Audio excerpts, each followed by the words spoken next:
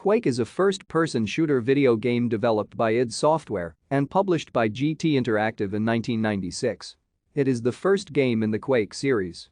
In the game, players must find their way through various maze-like medieval environments while battling a variety of monsters using an array of weaponry.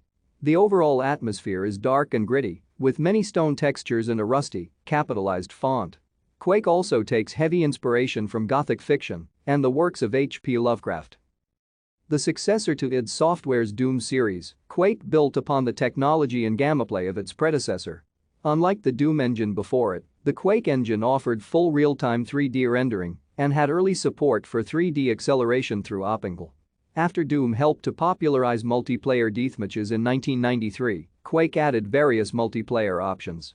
Online multiplayer became increasingly common, with the Quake World update and software such as QuakeSpy making the process of finding and playing against others on the internet easier and more reliable. Thank you for watching. Like and subscribe if you would like to view more of our videos. Have a nice day.